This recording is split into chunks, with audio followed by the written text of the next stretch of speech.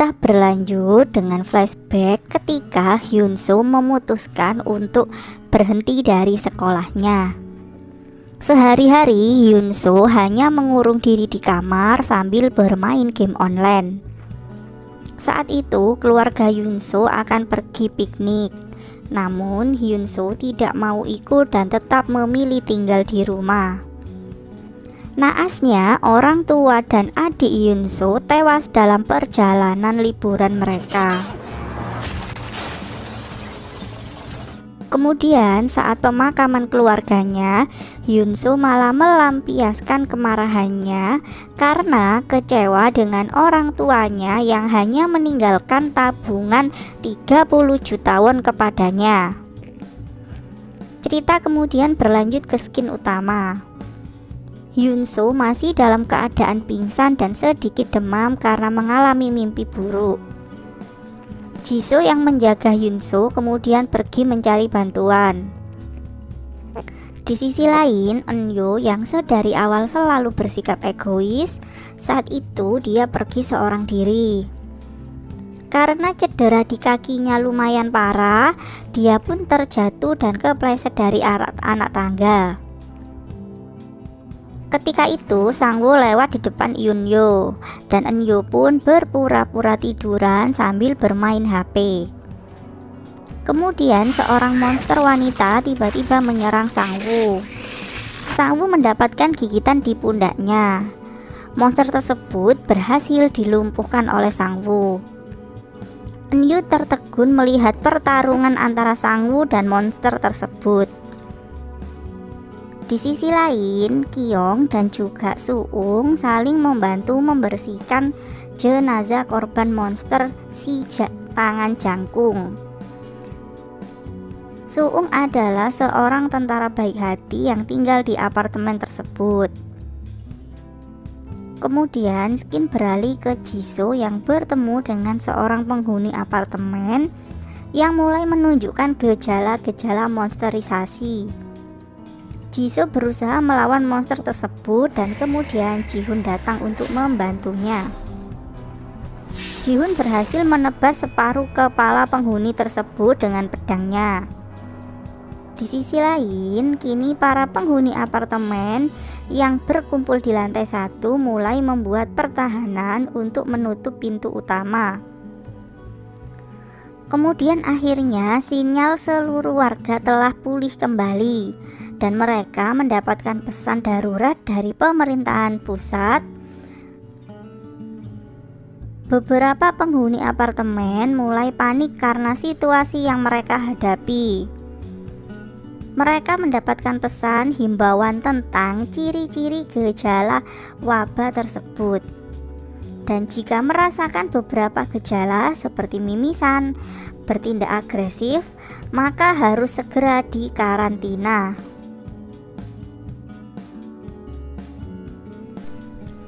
Penghuni yang sebelumnya telah ditebas kepalanya oleh Jihoon kini telah berubah menjadi monster kepala separuh yang hanya memiliki satu telinga saja.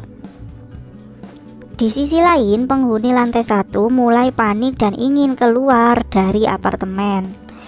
Mereka mulai berselisih paham satu sama lain. Kemudian kedatangan Sangwoo membuat mereka ketakutan karena melihat bekas gigitan di pundak Sangwoo. Merasa khawatir dengan Sangwoo yang terinfeksi, Pak Sukhyun kemudian memberanikan diri untuk menyetrum Sangwoo. Eunyo pun kini telah berkumpul dengan Eunyo di lantai 1. Di sisi lain, Hyunso dan Eunyo memanfaatkan sinyal yang telah pulih untuk mencari informasi di internet. Mereka menemukan sebuah blog bernama Truju yang membahas tentang wabah ini. Dalam blog tersebut menjelaskan bahwa ini adalah kutukan dan masih belum jelas tentang asal muasalnya dari mana. Tidak ada hal pasti untuk bisa menghentikan wabah ini, sehingga jika merasa sudah terinfeksi atau terkontaminasi, maka sebaiknya bunuh diri agar tidak membahayakan orang lain. Kemudian koneksi internet tiba-tiba terputus sehingga mereka tidak bisa mendapatkan informasi lebih lanjut. Hyunso mulai merasa lapar dan dia pun berniat untuk mengambil makanan di luar apartemen. Kemudian dia tidak sengaja bertemu dengan monster kepala separuh. Monster tersebut ternyata tidak bisa melihat apapun. Dia hanya bisa mendengar dengan satu telinga yang telah dia miliki. Hyunso berhasil lolos dari monster tersebut dengan sengaja diam dan tidak menimbulkan suara sama sekali. Di sisi lain, penghuni lantai 1 kini telah menyekap Sang-woo. Merasa Sang-woo bisa berbahaya, Pak Suk-hyun kemudian memberanikan diri untuk mencoba membunuh Sang-woo. Namun, Sang-woo yang telah tersadar, akhirnya dia pun malah melumpuhkan Pak Suk-hyun. Di sisi lain, Jisoo dan Ji-hoon menyusuri beberapa ruang apartemen untuk mencari penghuni lain yang masih hidup. Mereka kemudian menemukan Young-jae yang sebelumnya disekap oleh Sang-woo. Young-jae mengatakan bahwa dia telah mengalami kerampokan. Namun Ji-hoon teringat dengan Sang-woo yang sempat berpapasan dengannya dan membawa banyak selotip warna hijau. Kini Ji-hoon, Jisoo, dan juga Young-jae bergabung bersama untuk mencari penghuni yang lain. Di sisi lain, kelompok penghuni di lantai 1 bersepakat untuk mengamankan diri mereka dan membuat base camp di ruangan anak. Salah satu penghuni yaitu Bu-ok mulai frustasi dan emosi karena dia khawatir dengan putrinya yang masih berada di luar. Kemudian, tim Jisoo menemukan seorang penghuni yang telah meninggal bunuh diri. Hal ini sedikit membuat Jisoo shock karena teringat dengan kematian kekasihnya. Di sisi lain, Hyunso yang telah menyadari bahwa dirinya sudah terkontaminasi, mulai berpikir kembali untuk bunuh diri, karena setidaknya saat ini dia masih menjadi manusia.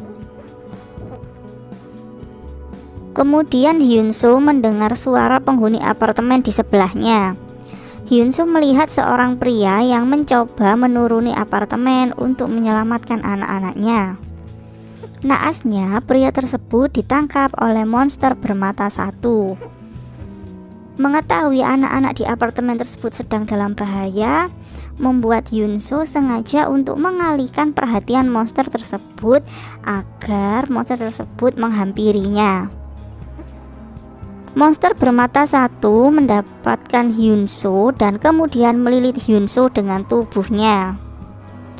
Saat Hyunso tidak berdaya, dia mendapatkan pertolongan dari tetangga apartemen yang berhasil melumpuhkan monster tersebut dengan senjata buatannya. Penghuni kamar 1508 adalah Han Do-sik. Dia adalah seorang yang ahli membuat senjata-senjata. Do-sik memberitahu Hyunso beberapa hal tentang monster-monster tersebut.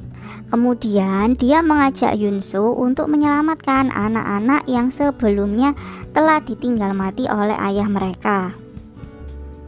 Hyunso memberanikan diri dan membekali dirinya dengan senjata rancangannya sendiri. Do-sik memberitahu bahwa dengan membiarkan telepon tetap menyala dalam keadaan memanggil bisa digunakan untuk mengidentifikasi kedatangan monster. Di sisi lain, Young-jae memutuskan untuk berpisah dengan rombongan Jisoo dan Ji-hoon. Kemudian Hyunso akhirnya berhasil pergi ke kamar Hyun-sik. Rupanya Pak Hyun-sik adalah mantan tentara yang kini telah lumpuh dan berjalan menggunakan kursi roda. Pak Do-sik kemudian memodifikasi senjata Hyunso agar lebih efektif melawan para monster. Kemudian Hyunso pun pergi menyelamatkan anak-anak. Dalam perjalanannya, Hyunso bertemu dengan monster kepala separuh. Hyunso berhasil mengecoh kemudian melumpuhkan monster tersebut dengan senjata rancangan Pak Dusik.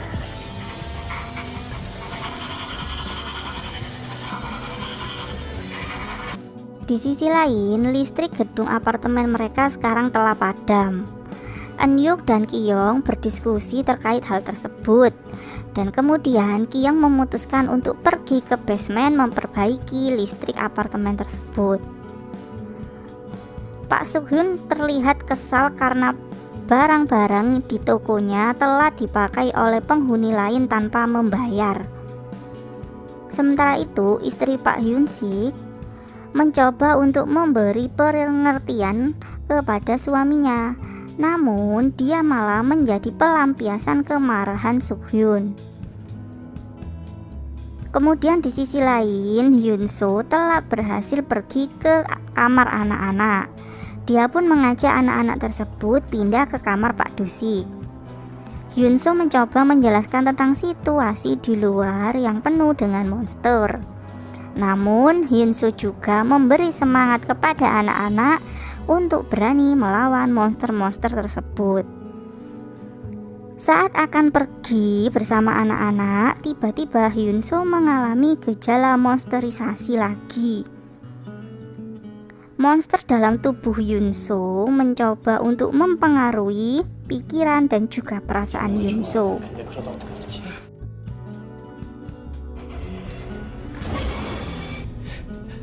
난 억울해.